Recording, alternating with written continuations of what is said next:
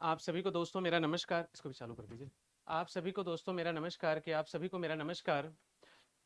Q3 IAS में आप सभी का स्वागत है। MCQ मास्टर क्लासेस में मैं मनीष शर्मा पॉलिटी की कक्षा में अगला अध्याय लेकर के आया हूँ, सिटीजनशिप नागरिकता की सिटीजनशिप नागरिकता। तो इस अध्याय पर चलते हैं दोस्तों, इस अध्याय पर चलते हैं। और जितने बच्चे आ गए होंगे आप सभी को एक बार फिर से नमस्कार। जो बच्चा नया है लाइए, जो बच्चा नया है उसको हम बता दें, इससे पहले 3 अध्याय हो चुके हैं और वो सारे अध्याय YouTube पर पड़े हुए हैं, आप उनको देख सकते हैं दोस्तों, कि वो सारी क्लासेस आप लोग देख सकते हैं। इसके अंदर राष्ट्रीयता और नागरिकता, राष्ट्रीयता का निर्धारण करने के लिए भारत और अमेरिका के बीच में तुलना, ये भी एक महत्वपूर्ण विषय रहता है। और इसी के साथ साथ यहाँ पर जो अध्याय है नागरिकता का, कि नागरिकता का जो अध्याय है यहाँ पर, गुड सर दोस्तों, नागरिकता जो अध्याय का नाम है, इसके बारे में पहले मैं 1 से 2 मिनट थोड़ी सी चर्चा कर लेता हूं, उसके बाद फिर हम इनके क्वेश्चन पर चलते हैं। 15-20 क्वेश्चन आज रहेंगे, 20-30 क्वेश्चन कल की कक्षा में रहेगा। तो आप जुड़े रहें और देखते रहें, कि जुड़े रहें और देखते रहें दोस्तों। अब जरा ध्यान से सुने, कि ध्यान से सुने। नागरिकता एक बार पहले हम बात कर लेते हैं दोस्तों, नागरिकता पर बात कर लेते हैं, ध्यान से सुनेंगे। भारत के संविधान में भाग 2 के अंदर 5 से लेकर के 11 तक नागरिकता का प्रावधान मिलता है। एकल नागरिकता का प्रावधान मिलता है, कि एकल नागरिकता का प्रावधान मिलता है, कि एकल नागरिकता। और एकल नागरिकता का मतलब क्या है? आप किसी भी राज्य में रहते हैं, यूपी, एमपी, बिहार, झारखंड, कहीं पर भी रहते हैं, आपका एक आई कार्ड रहेगा, एकल नागरिकता रहेगी। जैसे अमेरिका में दोहरी नागरिकता है, 50 राज्यों के अलग अलग राज्यों के अलग अलग नागरिकता, और यूएसए की एक अलग नागरिकता है। तो इसी के अंदर जो दोस्तों हम शुरू करने जा रहे हैं, कि इसी के अंदर जो हम शुरू करने जा रहे हैं इस अध्याय को, तो यहाँ पर जो अध्याय हम शुरू करने जा रहे हैं, यहाँ पर दोस्तों आपको और कई चीजें पता होनी चाहिए, कि और कई चीजें आपको पता होनी चाहिए। तो ध्यान से सुनिएगा, थोड़ा सा हम नागरिकता के बारे में बता दें। भारत के संविधान में भाग 2 में जो नागरिकता का प्रावधान किया गया है, आर्टिकल 5 से लेकर के 11 तक दिया गया है, कि आर्टिकल 5 से लेकर के 11 तक दिया गया है। ध्यान से सुनिएगा, दिया गया है किंतु इसको परिभाषित नहीं किया गया है। नंबर 1, दिया गया है लेकिन इसको परिभाषित नहीं किया गया है। नंबर 1, जरा ध्यान से सुनिएगा, कि जरा ध्यान से सुनिएगा। अब ध्यान से सुने, आर्टिकल 5 में, आर्टिकल 6 में, आर्टिकल 7 में, आर्टिकल 8 में, आर्टिकल 9 में, आर्टिकल 10 में और आर्टिकल 11 में, यही 7 आर्टिकल हैं भाग 2 के अंदर, कि यही 7 आर्टिकल हैं भाग 2 के अंदर। आपको दोस्तों बता दिया जाए कि जो भारत के संविधान में नागरिकता का प्रावधान अध्याय 2 में किया गया है, 5 से लेकर के 11 तक किया गया है, एकल नागरिकता का प्रावधान मिलता है। इसकी अगर हम बात करते हैं दोस्तों, तो जरा ध्यान से सुनिएगा। आर्टिकल 5 में क्या है, कि जिसका अधिवास भारत है, केवल 1 मिनट सुन लीजिए, केवल 1 मिनट सुन लीजिए, शुरू कर रहे हैं। जिसका अधिवास भारत है, नंबर 1। नंबर 2, आर्टिकल 6 में क्या है, 19 जुलाई 1948 से पहले और 1948 के बाद नागरिकता दी जाएगी लोगों को। आर्टिकल 7 में क्या है, वो लोग जो विभाजन के पश्चात पाकिस्तान चले गए थे और पाकिस्तान के बाद फिर से भारत आ गए थे, उनको नागरिकता देने के बारे में बताता है।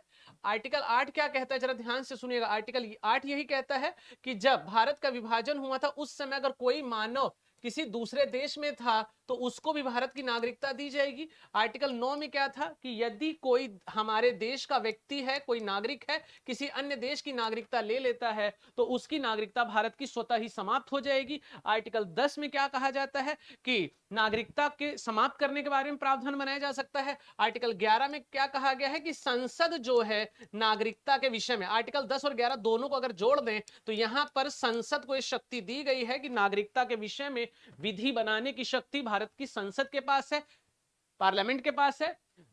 नागरिकता किस आधार पर दी जाएगी, किस आधार पर नहीं दी जाएगी, इनको निर्धारित करने की शक्ति भारत के संविधान ने संसद को दी है, कि संसद को दी है।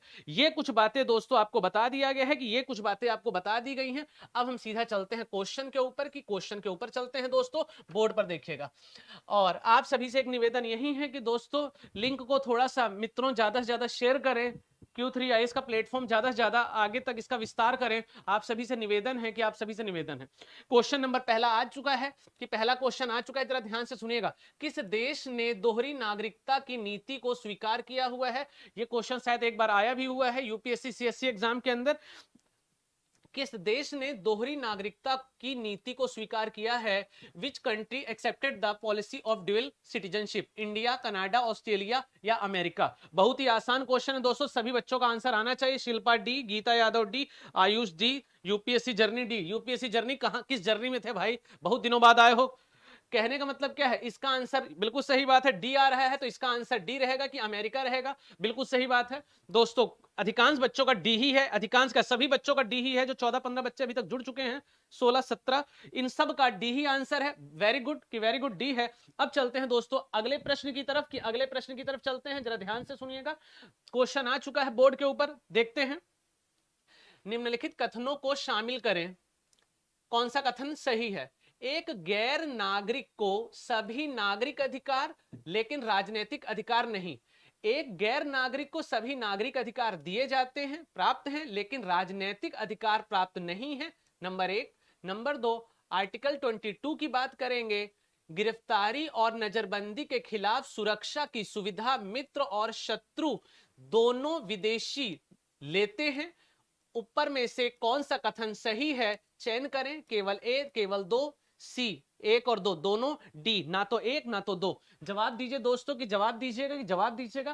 Consider the following statement, first, a non citizen enjoy all civil but not political rights. Second है, both friendly and enemy alliance enjoy protection against arrest and detention under article 22 which of the above maintained statement is are correct, a b c d। इसका जवाब दीजिए, a b c d इसका जवाब दीजिए दोस्तों।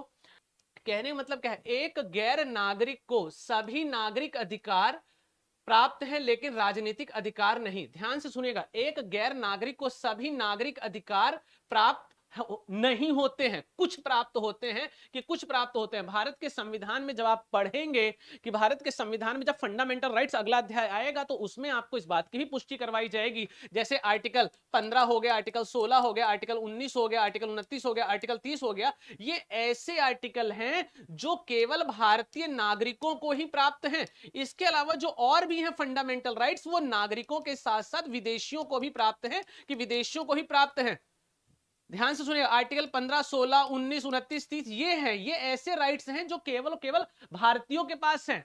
Article 14 है, विधि के समक्ष समानता है, ये भारतीयों के साथ साथ विदेशियों को ही प्राप्त है। ध्यान से सुनिएगा, तो यहां पर जो पहली पंक्ति कह रही है वो क्या कहती है, कि एक गैर नागरिक को सभी नागरिक अधिकार प्राप्त होते हैं लेकिन राजनीतिक अधिकार नहीं। यह ऐसा पूरी तरह से सत्य नहीं है, सभी नागरिक अधिकार प्राप्त नहीं होते, कुछ नागरिक अधिकार प्राप्त होते। इसलिए पहला गलत हो जाएगा, कि पहला गलत हो जाएगा। और यदि पहला गलत हो जाएगा तो पहला ए और सी ये तो वैसे ही गलत हो जाएंगे, कि ए और सी तो वैसे ही गलत हो जाएंगे।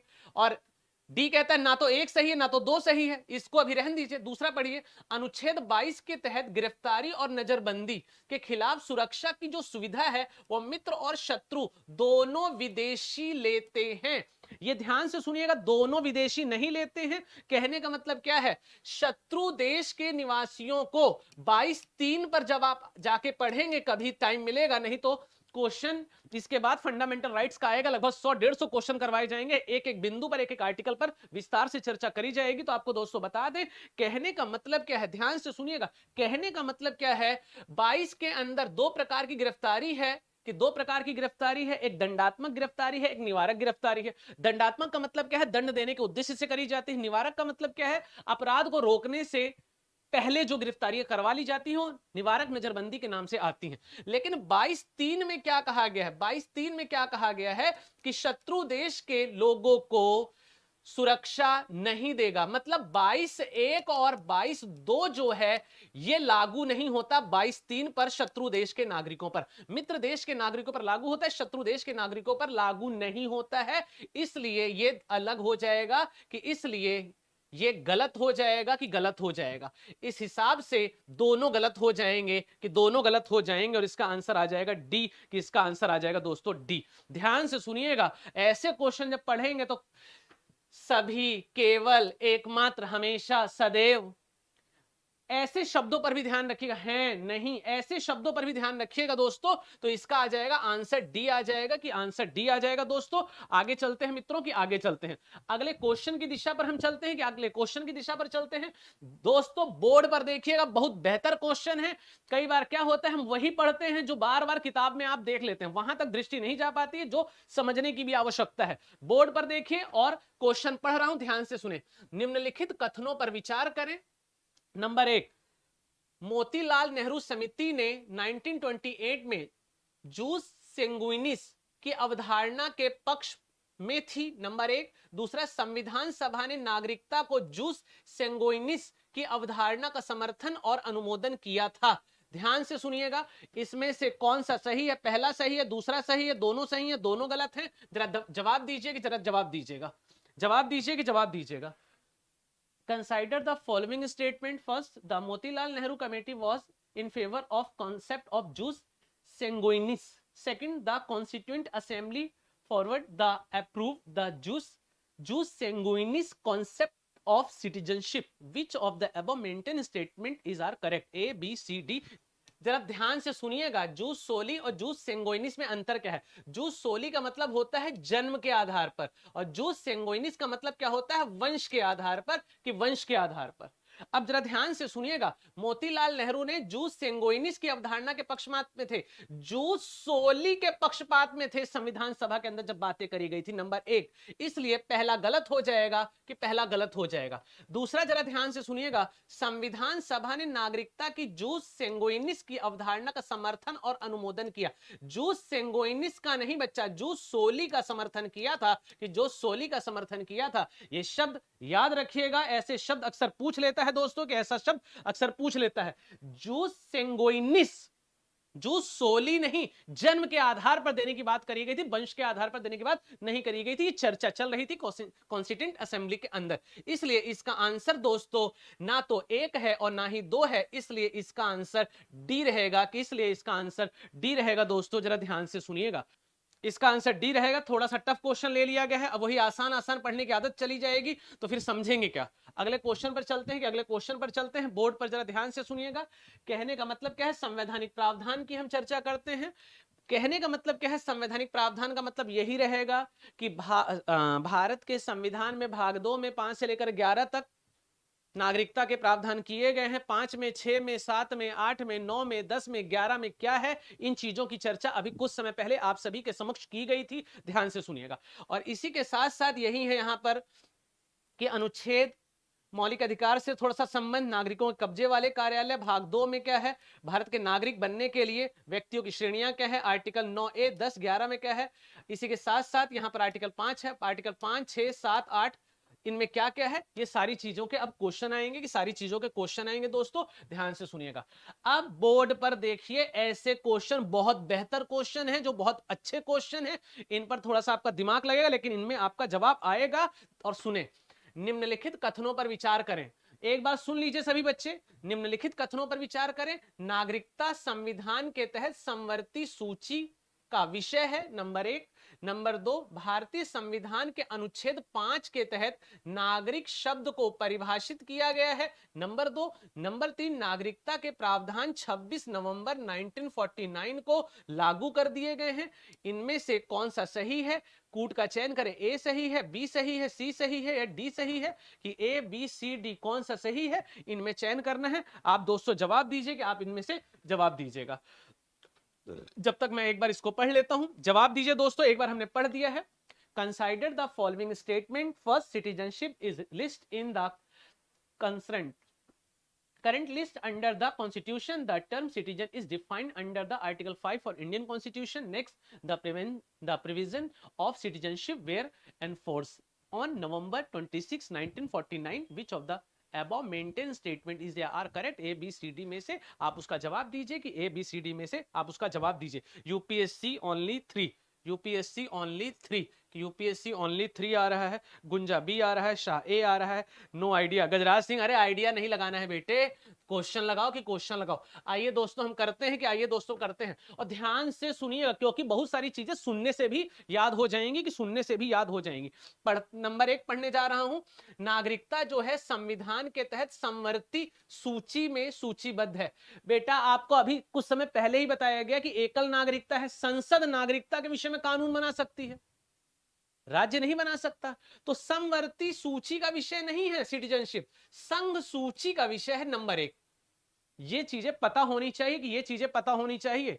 ध्यान से सुनिएगा, नागरिकता जो है संविधान के तहत समवर्ती सूची का विषय नहीं है, संघ सूची का विषय है, नंबर 1। और अगर नंबर 1 ये गलत हो गया तो सीधा पहले कूट पर आ जाइए, कूट पर आ जाइए। कूट पर आ जाएंगे तो एक यहां है, एक यहां है, कि एक यहां है, ए में है और सी में है, ये दोनों चले जाएंगे कि दोनों चले जाएंगे। अगला चलते हैं, भारतीय संविधान के अनुच्छेद 5 के तहत नागरिक शब्द को परिभाषित किया गया है।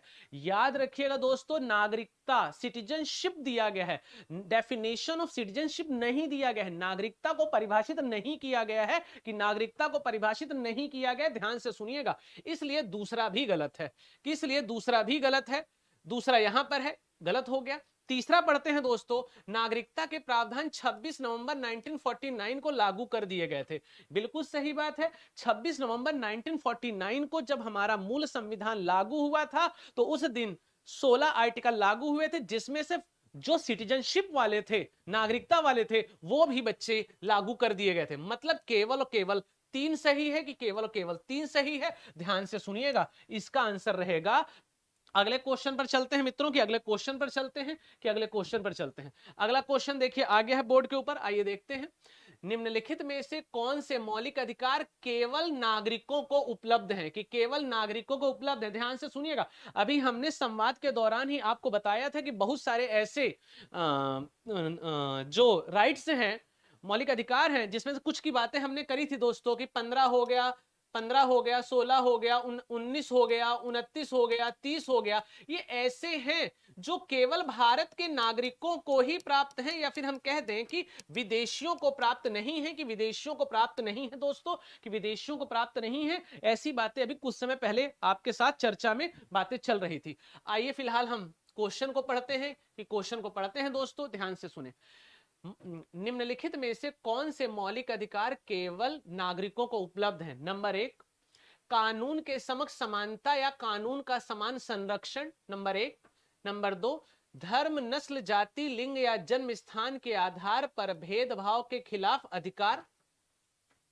नेक्स्ट, अगला बिंदु चलते हैं, सांस्कृतिक और शैक्षणिक अधिकार, आर्टिकल 2930। नेक्स्ट, जीवन या व्यक्तिगत स्वतंत्रता की सुरक्षा, आर्टिकल 21। कूट का चयन करना है, ए, बी, सी और डी, चारों में से कौन सा सही है, कि चारों में से कौन सा सही है, उसका जवाब दीजिएगा।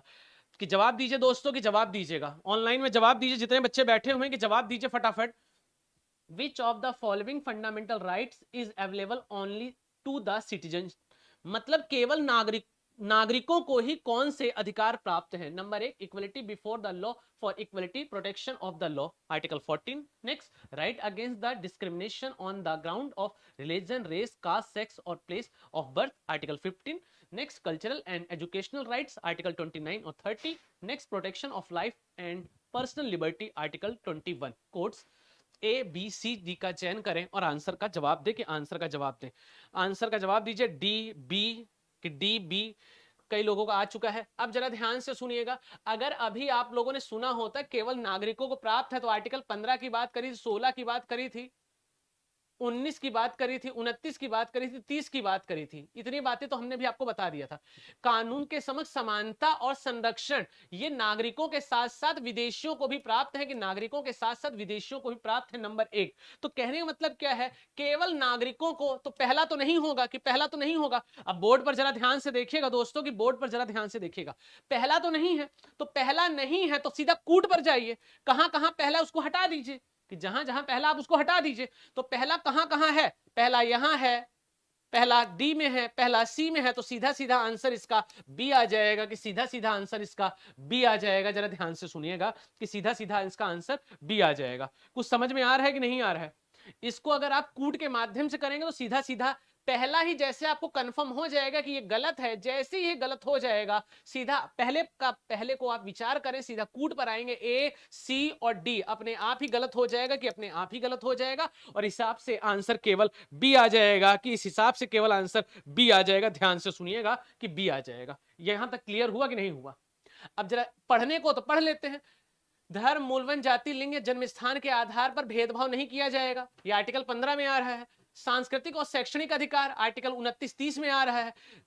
जीवन का व्यक्तिगत स्वतंत्रता की सुरक्षा, अब इसके अंदर नहीं आ रहा है, ये सबको प्राप्त होगा। तो सीधी सी बात बताएं, इतना ज्यादा ज्ञान की आवश्यकता नहीं पड़ती है। कई बार क्या होता है कि आप केवल और केवल जो इसमें कूट दिए रहते हैं, उनका भी कोई ना कोई तो महत्व रहता है, और इसीलिए आपको उन कूटों पर भी ध्यान देना चाहिए। पहला पढ़िए, सही है, कूट पर आ जाइए, गलत है, सीधा कूट पर आ जाइए, 50% तो वैसे ही चला जाएगा। अब इससे देखिए केवल आपको एक लाइन ही अगर आती होगी तो एक लाइन के सहारे आप इसमें से 3 आंसर आपके कट जाते हैं और केवल बी हो जाता है दोस्तों, कि केवल और केवल बी हो जाता है। ये भी तो पढ़ने की आवश्यकता है, ऐसे भी तो समझने की आवश्यकता है। ध्यान से सुनिएगा, कि ध्यान से सुनिएगा। अगला चलते हैं, कि अगले क्वेश्चन पर चलते हैं, कि अगले क्वेश्चन पर चलते हैं। बोर्ड पर अगला क्वेश्चन आ गया है, पढ़ता हूं, ध्यान से सुने। निम्नलिखित में से किस कार्यालय में केवल भारतीय नागरिक ही रह सकते हैं? नंबर 1, भारत के राष्ट्रपति और उपराष्ट्रपति, सर्वोच्च न्यायालय के न्यायाधीश, महाधिवक्ता। ए बी सी डी में से कौन सा सही है? कि ए बी सी डी में से कौन सा सही है दोस्तों? जवाब दें। For which of the following office exclusively Indian citizen can officiate? President, vice president, supreme court के जज, advocate general. A B C D जवाब दीजिए, कि ए बी सी डी जवाब दीजिए, कि ए बी सी डी जवाब दीजिए। तीनों ही रहेगा, और तीनों जो हैं वो आंसर डी में है, कि आंसर डी में है, इसलिए आंसर डी रहेगा दोस्तों। अगले क्वेश्चन की तरफ चलते हैं, कि अगले क्वेश्चन की तरफ चलते हैं, जरा ध्यान से सुनिएगा। भारत के संविधान के भाग 2 से संबंधित निम्नलिखित कथनों पर विचार करें, कि कौन सा कथन सही है। नंबर 1, भारत के संविधान का भाग 2 5 से लेकर 11 तक जो अनुच्छेद हैं भारत की नागरिकता से संबंधित है। नंबर 1, यह अपने शुरुआत के बाद नागरिकता के अधिग्रहण या हानि की समस्या से निपटता है। नंबर 2, नंबर 3, भाग 2 जो है यह भारत की संसद को कानून द्वारा नागरिकता के अधिकार को विनियमित करने का अधिकार देता है। नंबर 3, उपरोक्त में से कौन सा कथन सही है? ए सही है, बी सही है, सी सही है, या डी सही है? मतलब ऑप्शन ए सही है, बी सही है, सी सही है, डी सही है। इसका जवाब दीजिए, किसका जवाब दीजिए दोस्तों, किसका जवाब दीजिएगा। एक बार जब तक मैं पढ़ लेता हूं, कि एक बार जब तक मैं पढ़ लेता हूं, इसका भी जवाब दीजिए, कि इसका भी जब तक दोस्तों जवाब दीजिएगा। कहने का मतलब क्या है, जरा ध्यान से सुनिएगा, कि कहने का मतलब क्या है। Consider the following statement related to Part 2 of the Constitution of India. First, Part 2 of all Constitution of India, Article 5 to 11 deal with the citizenship of India. 5 से 11 जो भाग 2 में है वो नागरिकता से संबंधित है। Next, it deal with the problem of occupation of loss of citizens subsequent to its comment. Next, it empowered the Parliament of India to regulate the rights of citizen by law. Which of the above maintained statement are correct? A, B, C, D कौन सा है उसमें आप जवाब दीजिए, कौन सा है आप जवाब दीजिएगा। कहने का मतलब क्या है, जरा ध्यान से सुनिएगा। भारत के संविधान का जो भाग 2 है 5 से 11 तक है, ये नागरिकता से संबंधित है, कि नागरिकता से संबंधित है। जब कक्षा शुरू हुई थी तभी इस बात की पुष्टि करी गई थी कि भाग 2 में 5 से 11 तक नागरिकता का प्रावधान मिलता है, लेकिन परिभाषित नहीं है। ये बातें कही गई थी, तो इस हिसाब से पहला सही है। अब पहला सही है तो अब कूट पर आओ जरा। बी तो आंसर ही नहीं होगा, कि बी तो आंसर ही नहीं होगा। चलो बी किसी का नहीं है, बी तो आंसर ही नहीं होगा, क्योंकि बी में 2 और 3 है और एक सही है। नंबर 1। दूसरा, यह अपने शुरुआत के बाद नागरिकता के अधिग्रहण या हानि की समस्या से निपटता है। कहने का मतलब क्या है, अधिग्रहण और हानि इनकी समस्या के बारे में ये नहीं बताता है। आर्टिकल 5 से लेकर के 11 तक ध्यान से सुनिएगा। आपको दोस्तों एक बात बता दें, भारत का जब संविधान लागू हुआ था पूरी तरह 26 जनवरी 1950 को, लेकिन जब बनके तैयार हुआ तो 26 जनवरी 1949 को। तो आपको बता दिया जाए, भारत के संविधान में जो नागरिकता दी गई है, बोर्ड पर जरा देखिए, भारत के संविधान में दोस्तों जो ये नागरिकता दी गई है, अगर इसकी आप बात करेंगे तो संविधान में जो नागरिकता दी गई उसमें यह बताया गया है कि 26 जनवरी 1950 तक भारत का नागरिक कौन है, यह बताया गया है। भारत के संविधान में इस बात की पुष्टि नहीं करी गई थी कि 1950 के बाद कौन नागरिक होगा। जब हमारा संविधान लागू हो गया था उसके बाद आपको बता दें कि 26 जनवरी 1950 तक भारत का नागरिक कौन होगा, इसके बारे में बताया गया था, कि इसके बारे में दोस्तों बताया गया था भारत के संविधान के अंदर। तो शुरुआती दौर के अंदर भारत के संविधान के अंदर इस बात की पुष्टि नहीं थी, कि इस बात की पुष्टि नहीं थी। तो दूसरा जहां जहां है, अब दूसरा मतलब गलत है, तो दूसरा कहां कहां है, दूसरा यहां है, दूसरा यहां है और दूसरा यहां है। तो इस हिसाब से बी सी डी आंसर नहीं होगा और आंसर आ जाएगा केवल ए आ जाएगा दोस्तों, कि केवल ए आ जाएगा। अब जरा ध्यान से सुनिएगा, रही बात तीसरे को पढ़ने की तो एक बार पढ़ लेते हैं, ध्यान से सुनिएगा। भाग 2 जो है, भारत की संसद को कानून द्वारा नागरिकता के अधिकार को विनियमित करने का अधिकार देता है। बिल्कुल सही बात है। आर्टिकल 11 की अगर आप बात करेंगे तो भारत के संविधान में जो आर्टिकल 11 है वो नागरिकता के विषय में कानून बनाने की शक्ति, और आर्टिकल 10 में नागरिकता को कैसे अधिग्रहित करना है, कैसे छीनना है, समाप्त करना है, उन दोनों की शक्ति संसद को देता है, कि दोनों की शक्ति संसद को देता है। इसलिए 1 और 3 सही रहेगा, और 1 और 3 जो है वो केवल ए में है, कि केवल ए में है। दोस्तों ध्यान से सुनिएगा। गजराज सिंह, अब जरा ध्यान से सुनिएगा, आंसर इसका ए रहेगा, कि आंसर इसका ए रहेगा। अगले क्वेश्चन पर चलते हैं, कि अगले क्वेश्चन पर चलते हैं। मुझे लगता है थोड़ी सी जटिल भाषा हो रही है, कि जटिल भाषा हो रही है, तो एक बार थोड़ा सा आसान क्वेश्चन कर लीजिए, मनोबल बढ़ जाएगा, थोड़ी संतुष्टि मिल जाएगी। पढ़िए, भारत के संविधान द्वारा प्रदान की गई नागरिकता कैसी है? दोहरी नागरिकता है, एकल नागरिकता है, दोनों है, या उपरोक्त में से कोई नहीं है? जवाब दीजिए, कि जवाब दीजिए, जवाब दो दोस्तों, की जवाब दीजिए। यूपीएससी जर्नी बी, जवाब दीजिए। The citizenship provided by the constitution of India is first dual citizenship, single citizenship, both of the above, ऊपर बताएगा दोनों, नन ऑफ द अबव, उपरोक्त में से कोई नहीं। जवाब दीजिए कि दोस्तों, जवाब दीजिए, कि जवाब दीजिए। अभी ऐसे आंसर अगर आप लोग नहीं दे पा रहे हैं तो फिर ध्यान से सुनिएगा, जीवन में दुख आ जाएगा, कि जीवन में दुख आ जाएगा। फटाफट इसके जवाब दीजिए, जितने बच्चे बैठे हुए हैं, कि फटाफट इसके जवाब दो, कि फटाफट इसके जवाब दीजिए, कि फटाफट जवाब दीजिए, कि जवाब दीजिएगा। जवाब दो दोस्तों, कि जवाब दो, कि जवाब दीजिए, कि जवाब दीजिएगा, कि जवाब दीजिए। सभी बच्चे जवाब दिया करो दोस्तों, कि सभी बच्चे जवाब दिया करो।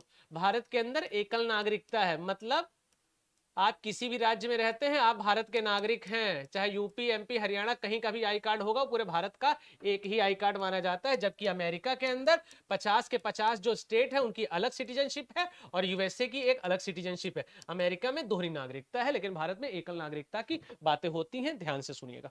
आगे चलते हैं दोस्तों, कि आगे चलते हैं अगले क्वेश्चन पर, कि अगले क्वेश्चन पर चलते हैं। बोर्ड पर जरा ध्यान से सुनिएगा। क्वेश्चन आ गया है, समझेंगे, उसके बाद करेंगे। संविधान के अनुसार निम्नलिखित में से कौन सी श्रेणी के व्यक्ति 26 जनवरी 1950 को भारत के नागरिक बन गए, कि भारत के नागरिक बन गए? नंबर 1, भारत में अधिवासित व्यक्ति। नंबर 2, पाकिस्तान से विस्थापित हुए व्यक्ति। नंबर 3, वे व्यक्ति जो पाकिस्तान चले गए लेकिन बाद में लौट आए। इसके साथ साथ भारत से बाहर रहने वाले व्यक्ति जो भारतीय मूल के व्यक्ति थे। ए, बी, सी, डी, चारों में से कौन सा सही है? जवाब दें, कि चारों में से कौन सा सही है,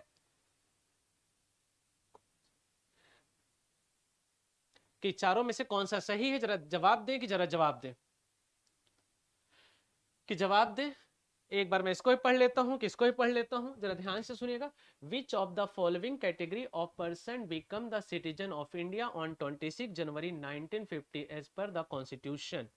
first, domicile in India. Next, migrate from Pakistan. Next, migrate from Pakistan but later return, बाद में वापिस आ गए। Next, Indian origin residence outside India. कि जरा ध्यान से सुनिएगा। Deepak D, Gajraj C, UPSC D. अब जरा ध्यान से सुनिएगा दोस्तों, कि जरा ध्यान से सुनिएगा बच्चा, जरा ध्यान से सुनेंगे, कि जरा ध्यान से सुनेंगे। कहने का मतलब क्या था, भारत आजाद हुआ था 1947 में, पूरा संविधान लागू हुआ था 1950 में। अब जब भारत आजाद हुआ था 1947 में, तो कहने मतलब कुछ लोग विदेशों में भी गए होंगे, कुछ लोग भारत में भी रहना चाहते थे, एंग्लो इंडियन जिसे आप कहते हैं। कुछ लोग भारत, जब विभाजन हुआ तो पाकिस्तान चले गए थे, कुछ लोग पाकिस्तान से भारत आ गए थे, कुछ लोग जो पाकिस्तान गए थे फिर से भारत आ गए थे। तो ऐसे बहुत सारे व्यक्ति थे, और कुछ ऐसे थे जिनका अधिवास भारत था, जो भारत में रह रहे थे लगातार। तो कहने का मतलब क्या था, 26 जनवरी 1950 के समय उन सभी लोगों को नागरिकता दी गई थी जो ऐसी कैटेगरी में थे।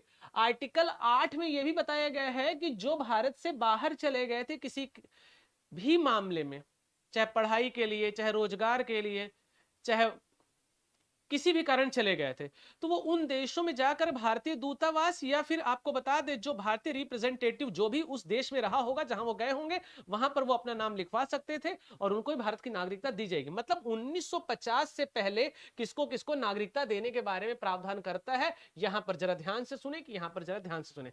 भारत में अधिवासित, ये सीधा सीधा आर्टिकल 5 में मिल जाता है। पाकिस्तान से विस्थापित हुए व्यक्ति जो भारत आए थे, ये बात भी बिल्कुल सही से मिल जाती है, जुलाई 1948 से पहले और जुलाई 1948 के बाद, ये भी मिल जाता है। व्यक्ति पाकिस्तान से चले गए लेकिन बाद में लौट आए, पाकिस्तान से चले गए, पाकिस्तान से चले गए लेकिन बाद में लौट आए, पाकिस्तान से नहीं चले गए, भारत से चले गए लेकिन बाद में लौट आए। तीसरा नहीं रहेगा ये, कि तीसरा नहीं रहेगा। पाकिस्तान से कहां गया फिर लौट आए भारत में, वो नहीं रहेगा। भारत से चले गए पाकिस्तान, फिर पाकिस्तान से भारत आ गए, पाकिस्तान से चले गए नहीं, तीसरा नहीं रहेगा। भारत से बाहर रहने वाले भारतीय मूल के व्यक्ति, ये भी रहेगा। इस हिसाब से 1 2 4 कि इस हिसाब से 1 2 4 और 1 2 4 जो है, ध्यान से सुनिएगा, कि जरा ध्यान से सुनिएगा। निम्नलिखित मिलानों पर विचार करें। जो लाइनें दी गई हैं क्या वो सही हैं या सही नहीं है? जो सही है उन पर आप राइट का निशान लगाएं। अनुच्छेद जो 9 है, नागरिकता के अधिकारों की निरंतरता को बढ़ाता है, कि निरंतरता को बढ़ाता है। अनुच्छेद 10 नागरिक नहीं होने के लिए स्वेच्छा से एक विदेशी राज्य की नागरिकता प्राप्त करने वाले व्यक्ति के बारे में बताता है। अनुच्छेद 11 कानून द्वारा नागरिकता के अधिकार को विनियमित करने के लिए भारत की संसद की शक्ति प्राप्त है। ए बी सी डी, जवाब दीजिए कि जवाब दीजिए कि जवाब दीजिए, जवाब दीजिए दोस्तों, कि जवाब दीजिएगा। Consider the following match. Article 9 contains of the right of citizen. Article 10 person voluntary acquire citizen of foreigner state not to be citizen. Article 11 power of the parliament of India to regulate the right of citizenship by law. Which of the above maintain is are match correctly? A B C D, जवाब दीजिए कि A B C D, कि जवाब दीजिए दोस्तों, कि जवाब दीजिएगा, कि जवाब दीजिएगा। किसका जवाब दो, किसका जवाब दो, किसका जवाब दीजिए, किसका जवाब दीजिए, किसका जवाब दीजिए। आइए पढ़ते हैं इसको, कि आइए पढ़ते हैं। आर्टिकल 9 में क्या है आपको पहले हम बता दें, फिर आप बताइएगा सही है कि गलत है। आर्टिकल 9 में दोस्तों यही है कि अगर कोई व्यक्ति किसी दूसरे देश की नागरिकता को लेता है तो भारत की नागरिकता स्वतः ही समाप्त हो जाएगी। ये समझ में है, ये आर्टिकल 9 में। और आर्टिकल 9 क्या कहता है? नागरिकता के अधिकारों की निरंतरता को बढ़ाता है, मतलब बढ़ावा देता है, बढ़ावा नहीं देता। अगर कोई भारतीय मूल का व्यक्ति, कोई भारतीय नागरिक भारत के अलावा किसी दूसरे देश में जाकर वहां की नागरिकता लेता है तो अपने आप भारत की नागरिकता समाप्त हो जाएगी, ये कहता है नंबर 1। आर्टिकल 9 ये कहता है, लेकिन आर्टिकल 9 में क्या कहता है कि उसको निरंतरता, उसको बढ़ावा देता, बढ़ावा नहीं देता, समाप्त कर देता है। तो कहने का मतलब क्या है? अब नंबर 1 क्या है दोस्तों? गलत है। तो कूट पर आ जाइए, कि कूट पर आ जाइए, कहां कहां एक है उसको गलत कर दीजिए। एक यहां है, एक यहां है, ये तो दोनों गलत हो जाएंगे, कि ये तो दोनों गलत हो जाएंगे। अब बी और सी से एक जानकारी आपको और मिलेगी। वो जानकारी क्या मिलेगी? कि 3 दोनों में है, इसलिए 3 दोनों में सही है, तो 3 पढ़ना भी नहीं है, कि 3 दोनों में है, 3 दोनों में सही है। अब जरा ध्यान से सुनिएगा, कि अब जरा ध्यान से सुनिएगा। दूसरा क्या कहता है? अनुच्छेद 10 नागरिक नहीं होने के लिए स्वेच्छा से एक विदेशी राज्य की नागरिकता प्राप्त करने वाले व्यक्ति। बेटा ये बातें तो आर्टिकल 9 में कही गई थी, कि आर्टिकल 9 में कही गई थी, इसलिए ये बात गलत है, कि ये बात गलत है।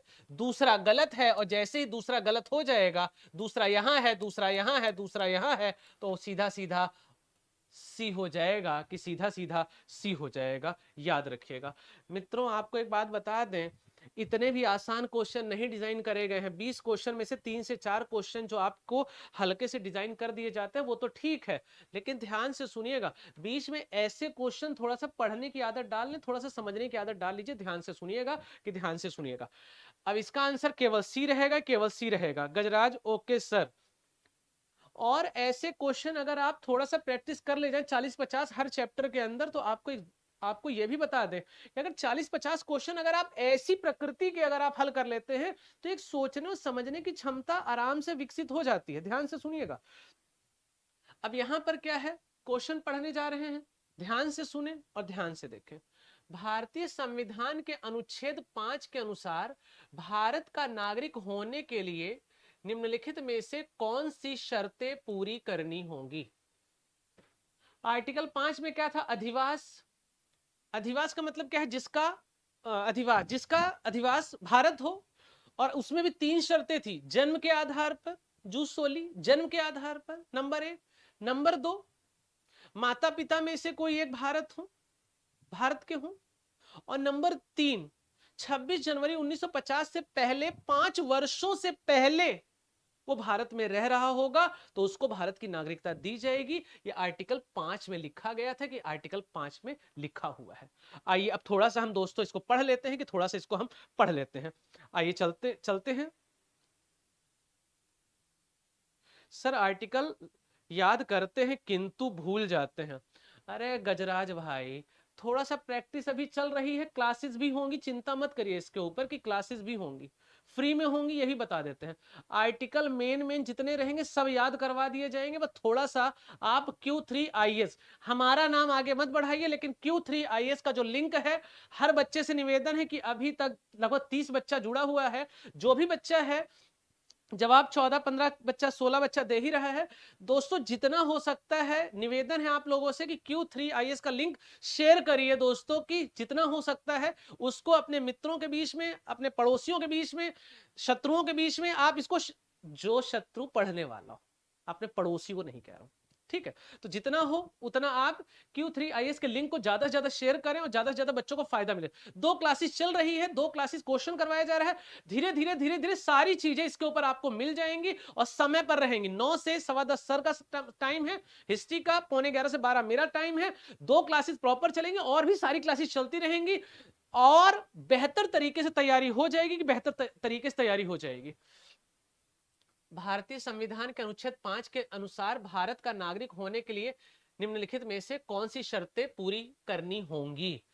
जवाब दीजिए। नंबर 1, यदि माता पिता में से कोई एक भारत में विदेशी राजनयिक हो, नंबर 1। नंबर 2, मामले में, नागरिकता के मामले में माता पिता में से किसी एक का जन्म भारतीय क्षेत्र में हो। नंबर 3, यदि कोई व्यक्ति भारत के राज्य क्षेत्र में 5 वर्ष से अधिक समय तक रह चुका है। नंबर 3, कूट। ए सही है, बी सही है, सी सही है, डी सही है। जवाब दीजिए कि कौन सा सही है दोस्तों, कि कौन सा सही है, कि जवाब दीजिएगा, कि जवाब दीजिएगा। एक बार इसको ही पढ़ लेते हैं दोस्तों, जवाब दीजिए। विच of the following condition are to be and fulfilled to be a citizen of India as per Article 5 of Indian Constitution. First, if either of the parents is foreigner कह सकते हैं, diplomat in India. Next, in case either of the parents was born in the Indian territory, Bharat के अंदर जन्मे हो माता पिता में से. If a person has been staying for more than 5 years in the territory of India, Bharat की क्षेत्र में लगभग 5 साल से वो रह रहा हो, कि 5 साल से रह रहा हो।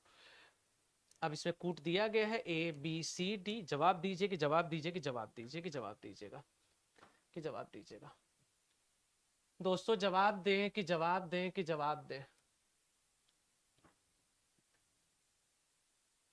यहां क्या कह रहा है, नंबर 1, यदि माता पिता में से कोई एक भारत में विदेशी राजनयिक हो।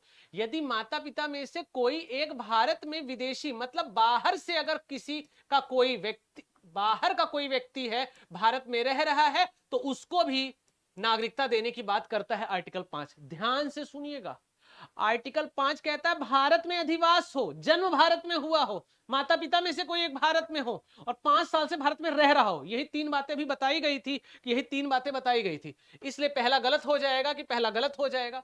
अब अच्छा देखो, पढ़ना तो है ही है, सारे पढ़ने हैं, लेकिन एक बार कूट का प्रयोग करके देख लीजिए, सही है गलत है। एक गलत है, कूट पर आ जाते हैं।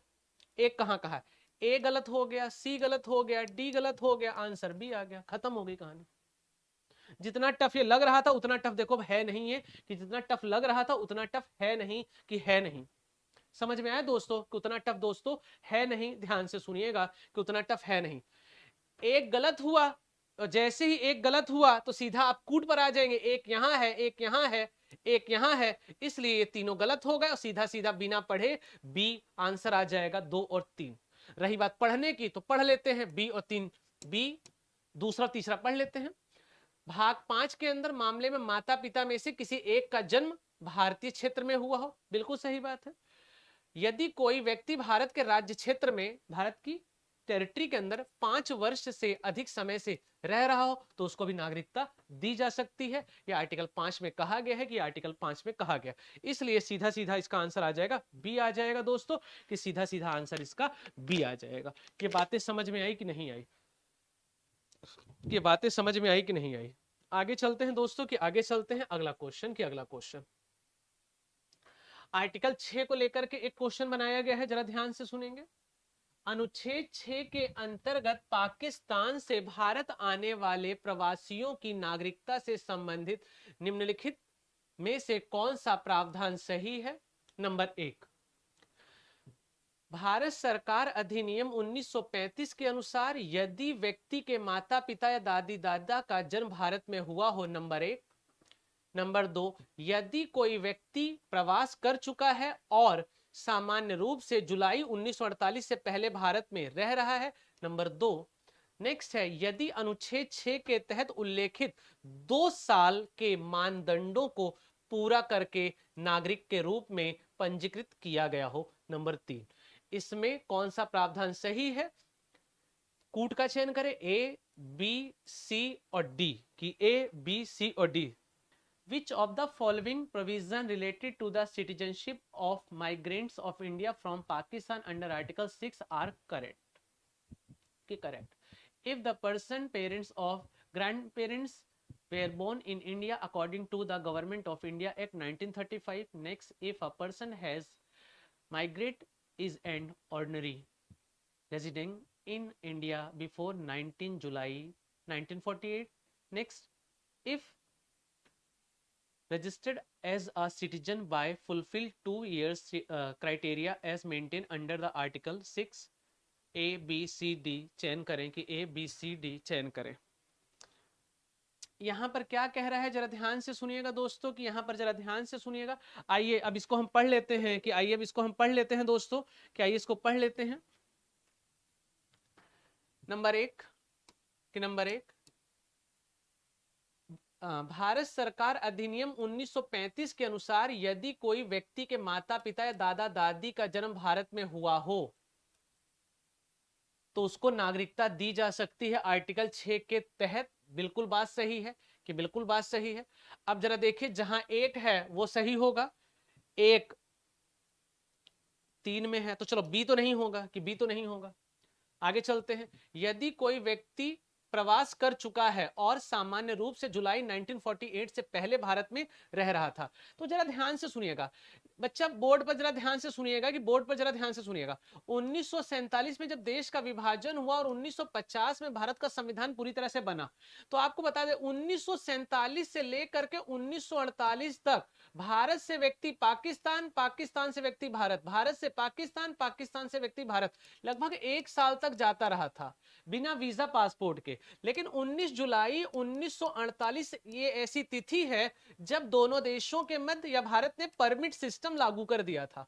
और परमिट सिस्टम लागू करने का मतलब क्या था, अब कोई भी व्यक्ति जाएगा या आएगा तो परमिट सिस्टम मतलब अनुमति लेकर के, परमिट लेकर के जाएगा अथवा आएगा। जुलाई 1948 से ये प्रावधान कर दिया गया था।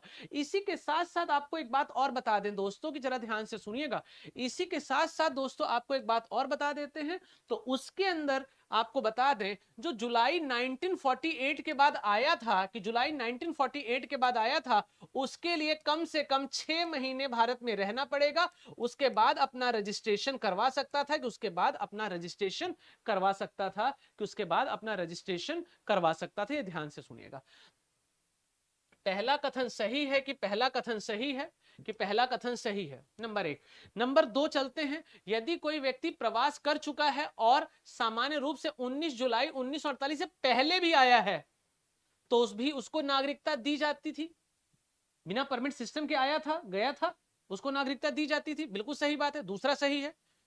तीसरा, यदि अनुच्छेद 6 के तहत उल्लेखित 2 साल के मानदंडों को पूरा करके नागरिक के रूप में पंजीकृत किया गया था, 2 साल नहीं बच्चा, 6 महीना, कि 6 महीने, 6 महीने, तीसरा गलत है, तीसरा यहां है, तीसरा यहां है और तीसरा यहां है, इस हिसाब से बी सी डी आंसर नहीं होगा, इसका आंसर ए आ जाएगा। किसका आंसर दोस्तों? ए आ जाएगा, ध्यान से सुनिएगा, किसका आंसर ए आ जाएगा, कि इसका आंसर ए आ जाएगा।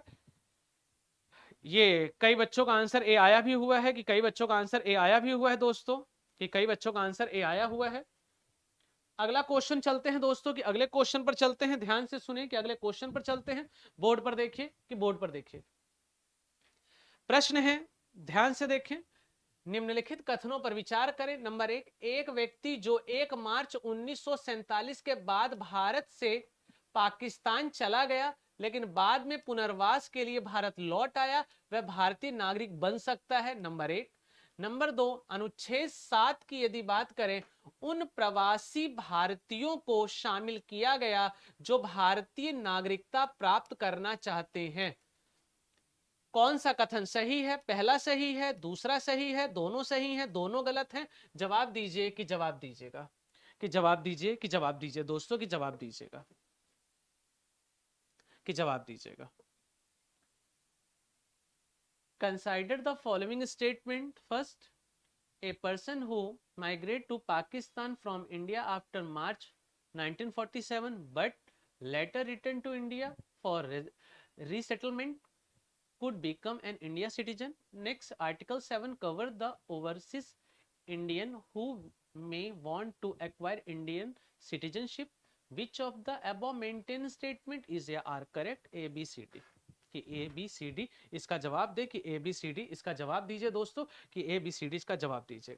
एक व्यक्ति जो 1 मार्च 1947 के बाद भारत से पाकिस्तान चला गया लेकिन बाद में भारत में आ जाता है, वह भारतीय नागरिक बन सकता है। बिल्कुल बात सही है ये तो, कि बिल्कुल बात दोस्तों ये बात बिल्कुल सही है, कि ये बात बिल्कुल सही है, इसलिए ये तो सही रहेगा। दूसरा पढ़ लेते हैं, अनुच्छेद 7 जो है, कि अनुच्छेद जो 7 है, उन प्रवासी भारतीयों को शामिल किया गया जो भारतीय नागरिकता प्राप्त करना चाहते हैं।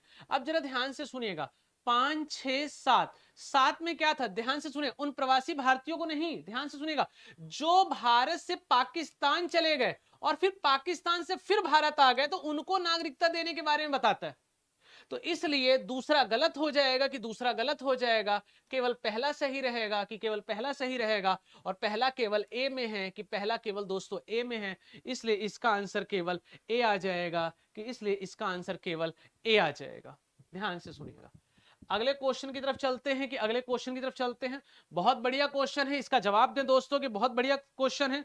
सर आर्टिकल 5 से 11 में कंफ्यूज होता है, चिंता मत करिए, कंफ्यूजन नहीं होगा, थोड़ा सा रुक जाइए, अभी क्वेश्चन की प्रैक्टिस करवाई जा रही है, बिहार पीसीएस का ही बैच आया है तो उसमें भी करवाया जाएगा, उसमें टेंशन आपकी समाप्त हो जाएगी। ध्यान से सुनिएगा, अब जरा दोस्तों ध्यान से सुने, सूची 1 को सूची 2 के साथ मिलाएं, नीचे दिए गए कूट का सही उपयोग करें। एक तरफ आर्टिकल लिखे गए हैं, कि एक तरफ आर्टिकल लिखे गए हैं, और एक तरफ उनके प्रावधान लिखे गए हैं, कि एक तरफ उनके प्रावधान लिखे गए हैं। सही का चयन करना है, मतलब मिलाना है। अनुच्छेद 5, भारत, मतलब 5, 6, 7, 8 इधर हैं, 1, 2, 3, 4 इधर है, कौन सा किसके साथ मेल खाता है जोड़ करके बताना है। आर्टिकल 5 किसके साथ मेल खाता है, आर्टिकल 6 किसके साथ मेल खाता है, आर्टिकल 7 किसके साथ मेल खाता है, आर्टिकल 8 किसके साथ मेल खाता है। यही दोस्तों आपको बताना है, कि यही दोस्तों आपको बताना है, जरा ध्यान से सुनेंगे। तो कहने का मतलब क्या है, जवाब दीजिए कि जवाब दीजिए कि जवाब दीजिएगा, कि जवाब दीजिए,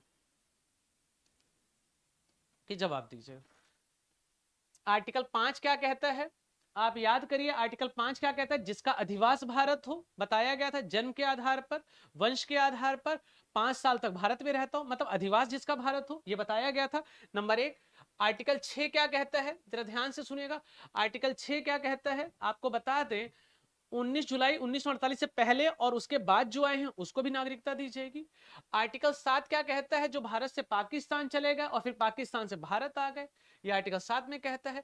आर्टिकल 8 में क्या कहता है, आर्टिकल 8 में दोस्तों यही कहता है कि जब देश का विभाजन हुआ तो ऐसे व्यक्ति जो देश के बाहर थे, भारतीय मूल के व्यक्ति विभाजन के समय जो देश के बाहर थे, उनको भी भारत के संविधान के अनुसार देश की नागरिकता दी जाएगी। ये आपको बता दिया गया है। अब चयन करें और जोड़े मिलाएं, कि चयन करें और जोड़े मिलाएं। अब जरा देखिए, अनुच्छेद 5 में क्या है, जिसका अधिवास भारत हो, अधिवास द्वारा नागरिकता, यही बात है। तो 5 4 के साथ मिल रहा है, मतलब ए 4 के साथ मिल रहा है। तो अब पहले अनुच्छेद 5 का आंसर 4 है, तो ए का आंसर 4 है। तो अब देखिए ए का आंसर 4 कहां है, तो बी में 4 तो नहीं है, सी में भी 4 नहीं है, इसलिए बी और सी तो गलत हो गए, कि बी और सी तो गलत हो गए। अब आंसर ए और डी में से एक है। दूसरा देखिए, कि दूसरा देखिए अनुच्छेद 6 क्या कहता है, जो पाकिस्तान से 19 जुलाई 1948 से पहले आए थे और उसके बाद आए थे। अब देखिए, पाकिस्तान के प्रवासियों को या पाकिस्तान से भारत आने वाले प्रवासियों को, दो इसमें मिल रहा है। थोड़ा सा कंफ्यूजन हो रही होगी, बताने तो बता दें, लेकिन एक बार फिर से पढ़ लीजिए। आर्टिकल 7 क्या कहता है, आर्टिकल 7 क्या कहता है दोस्तों, आर्टिकल 7 यही कहता है कि,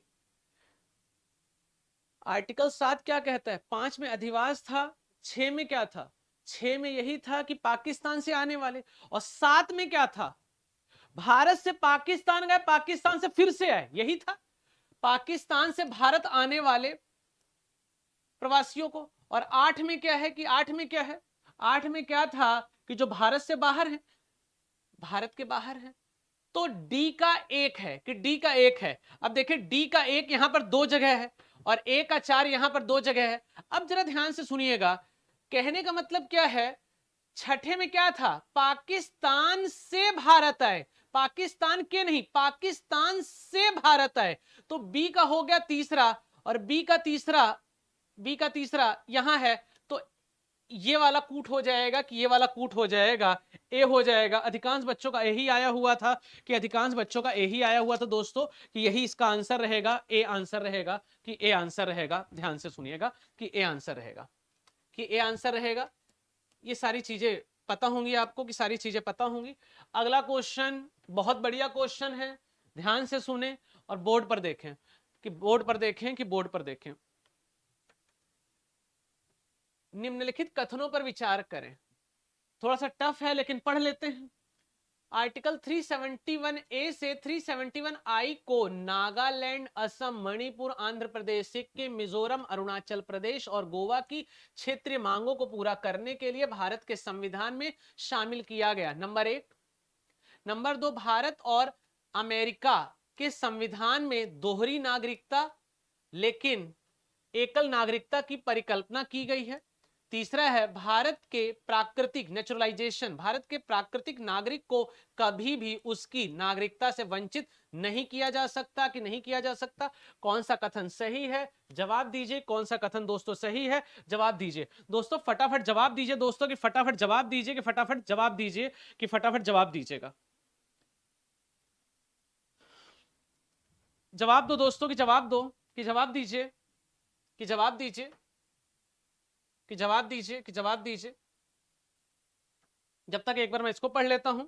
बी कई बच्चों का आया हुआ है, Consider the following statement. Article 371A to 371I were the interested in the Constitution of India to meet regional demand of Nagaland, Assam, Manipur, Andhra Pradesh, Sikkim, Mizoram, Arunachal Pradesh and Goa. Next, Constitution of India and the United States of America in which a dual policy but a single citizen. Next, a naturalized citizen of India can never be deprived of his citizenship. Which of the statement given below is are correct? A B C D। आप इनका जवाब दे सकते हैं कि A B C D, इसका जवाब दे सकते हैं कि A B C D, इसका जवाब आप दे सकते हैं।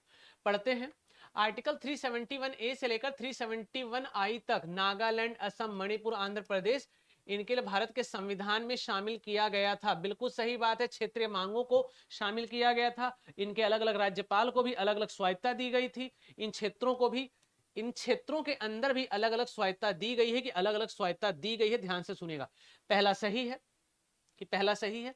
दूसरा चलते हैं कि दूसरा, भारत और अमेरिका के संविधान में दोहरी नागरिकता।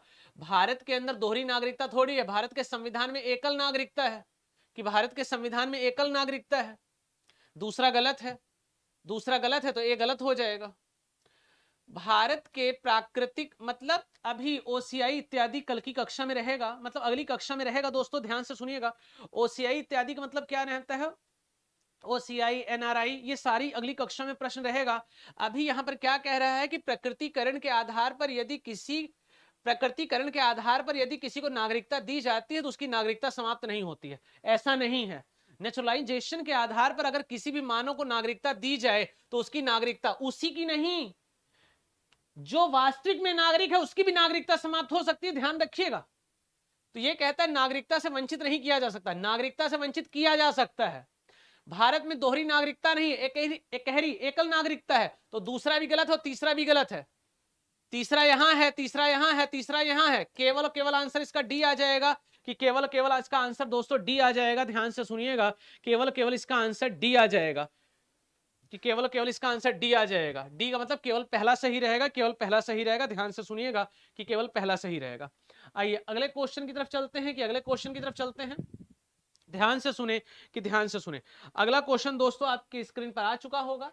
नागरिकता अधिनियम 1955 से संबंधित निम्नलिखित कथनों पर विचार करें, कि निम्नलिखित कथनों पर विचार करें। ध्यान से सुनिएगा, 2021 तक इसे केवल 4 बार संशोधित किया गया है। मतलब नागरिकता अधिनियम 1955 है, इसको अभी तक केवल 4 बार ही संशोधित किया गया है। ये बातें बता रहा है कि ये बातें बता रहा है, जरा ध्यान से सुनिएगा कि बातें बता रहा है, कि बातें बता रहा है। तो कहने का मतलब क्या है, नागरिकता अधिनियम 1955 से संबंधित कथनों पर विचार करें। क्या कहता है कि नागरिकता अधिनियम 1955 केवल अभी तक 4 बार ही संशोधित हुआ है। ध्यान से सुनिएगा दोस्तों, केवल 4 बार ही संशोधित नहीं हुआ है। आपको बता दें 1986 में हुआ था, 1996 में हुआ था, 2002 में हुआ था, 2003 में हुआ था, 2005 में हुआ था, 2016 में भी हुआ था कि 2016 में हुआ था, 2019 में भी हुआ था कि 2000, केवल 4 बार नहीं, ये गलत है। 4 से अधिक बार हो चुका है। नागरिकता अधिनियम 1955 में कई बार संशोधन किया गया था। ध्यान से सुनिएगा, तो पहला गलत है, पहला गलत है, तो ए और सी ये दोनों गलत हो जाएंगे सीधा सीधा। नंबर 1, नागरिकता अधिनियम 1955 से संबंधित निम्नलिखित कथनों पर विचार करें। इसमें राष्ट्रमंडल नागरिकता का प्रावधान किया गया था, जिसे नागरिकता संशोधन अधिनियम 2003 द्वारा निरस्त कर दिया गया। बिल्कुल सही बात है, कि बिल्कुल सही बात है। नागरिकता अधिनियम 1955 के अंदर राष्ट्रमंडल नागरिकता का प्रावधान किया गया था, लेकिन वर्ष 2003 में नागरिकता संशोधन बिल के अंदर परिवर्तन करके इसको समाप्त कर दिया गया था। इसलिए केवल इसका आंसर बी सही रहेगा, कि इसलिए केवल इसका आंसर बी सही रहेगा। जरा ध्यान से देखेंगे, कि ध्यान से देखेंगे। अगला चलते हैं दोस्तों क्वेश्चन की, अगला चलते हैं कि अगले क्वेश्चन पर चलते हैं, कि अगले क्वेश्चन पर चलते हैं। क्वेश्चन अगला, कि अगला क्वेश्चन जो रहता है, ध्यान से सुनिएगा। कहने का मतलब क्या है, जरा ध्यान से सुने, कि ध्यान से सुने। अब यहां पर अगला क्वेश्चन, नागरिकता अधिनियम 1955 के अनुसार अवैध प्रवासी से संबंधित निम्नलिखित में से कौन सा कथन सही है, कि कौन सा कथन सही है। कहने का मतलब क्या है, नागरिकता अधिनियम 1955 के अनुसार अवैध प्रवासियों के संबंध में नीचे लिखे गए कथनों में से कौन सा सही है, उसका जवाब देना है। ध्यान से सुने, पहला, नागरिकता अधिनियम 1955 अवैध प्रवासियों को भारतीय नागरिकता प्राप्त करने से रोकता है, नंबर एक। नंबर दो, इसमें वह व्यक्ति शामिल है जो वैध दस्तावेजों के साथ प्रवेश करता है लेकिन अनुमत समय के बाद से अधिक समय तक रुकता है। नंबर तीन, 1946 और 20 के अधिनियम केंद्र सरकार को भारत में विदेशियों के प्रवेश, निकास और निवास को विनियमित करने का अधिकार देता है। इसका जवाब दे दोस्तों, किसका जवाब दीजिए, किसका जवाब दीजिएगा, किसका जवाब दीजिएगा, किसका जवाब दीजिएगा, किसका जवाब दीजिएगा, किसका जवाब दीजिएगा। Which of the following statement related to illegal migrant as per the Citizenship Act 1955 is या are correct? First, the Citizenship Act 1955 prohibits illegal migrants from acquiring Indian citizenship. Next, including person who enter with the valid documents but say beyond the permit time period खत्म होने के बाद, the 1946 and the 1920 Act empower the Union government to regulate the entry, exit and residence of foreigners within India. A B C D की A B C D की A B। ध्यान से सुनिएगा दोस्तों, नागरिकता अधिनियम 1955 क्या है, बोर्ड पर जरा ध्यान से सुनिएगा। भारत के संविधान के अंदर, कि भारत के संविधान के अंदर ये बताया गया था कि 26 जनवरी 1950 से पहले भारत का नागरिक कौन है, कि भारत का नागरिक कौन है, नंबर एक। लेकिन 26 जनवरी 1950 के बाद ये नहीं बताया गया था कि भारत का नागरिक कौन होगा, नंबर दो। तो नहीं बताया गया तो संसद ने दोस्तों आर्टिकल 10 और 11 का सहारा लिया और एक कानून बनाया, नागरिकता अधिनियम 1955, और इस हिसाब से नागरिकता अधिनियम 1955 आया। और जो नागरिकता अधिनियम 1955 था, आपको बता दें, ये जो नागरिकता अधिनियम 1955 है, ये आया 1955 में। संसद क्यों आया, क्योंकि संविधान में यह बताया गया था कि 1950 से पहले भारत का नागरिक कौन है, लेकिन 1950 के बाद भारत का नागरिक कौन होगा यह नहीं बताया गया था। इसलिए संसद के द्वारा एक कानून बनाया गया था, उसी का नाम था नागरिकता अधिनियम 1955। यह कानून था वो, और इसी में जन्म के आधार पर, वंश के आधार पर, नेचुरलाइजेशन के आधार पर, प्रकटीकरण के आधार पर, अर्जित प्रदेश के आधार पर 5 तरीके से भारत में किसी को नागरिकता दी जा सकती है। और इसी के साथ साथ नागरिकता अधिनियम 1955 में इस बात की भी पुष्टि करी गई है कि कैसे सामने वाले व्यक्ति की नागरिकता को समाप्त किया जा सकता है। तो ये चीजें इनके अंदर मिलती है, कि इनके अंदर मिलती हैं। अब जरा ध्यान से सुनिएगा, अवैध प्रवासियों से संबंधित निम्नलिखित में से कौन सा कथन सही है। आइए, नंबर एक, नागरिकता अधिनियम 1955 अवैध प्रवासियों को भारतीय नागरिकता प्राप्त करने से रोकता है। बिल्कुल सही बात है दोस्तों कि ये अवैध प्रवासियों को रोकता है, नंबर एक। इसमें वह व्यक्ति शामिल है जो वैध दस्तावेजों के साथ प्रवेश करता है लेकिन समय अवधि से अधिक समय तक रहता है, उसको रोकता है। ये बात भी बच्चा बिल्कुल सही है। समय जब आएगा तो इसको भी विस्तार से पढ़ाया जाएगा। ये दोनों कथन सही हैं। नंबर तीन, 1946 से लेकर के 1920 के अधिनियम में केंद्र सरकार को भारत में विदेशियों के प्रवेश, निकास और निवास को विनियमित करने का अधिकार देता है। बिल्कुल सही बात है, केंद्र सरकार को। यह अधिनियम केंद्र सरकार को, संसद ने कानून बनाया था, केंद्र सरकार इस कानून के माध्यम से निश्चित कर सकती है कि अधिकारों को निश्चित कर सकती है। इस हिसाब से दोस्तों इसका आंसर डी आएगा, कि इसका आंसर डी आएगा। थोड़ा बहुत ये टफ होता है, लेकिन आपको बता दें थोड़ा बहुत तो दोस्तों मेहनत करनी पड़ेगी, कि थोड़ा बहुत इस पर मेहनत दोस्तों करनी पड़ेगी।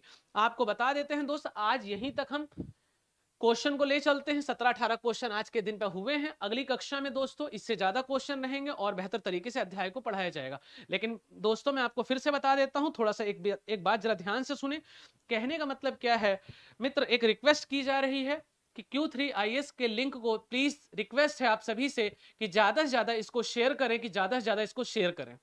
आप सभी को दोस्तों मेरा नमस्कार, कि आप सभी को मेरा नमस्कार। खुश रहें।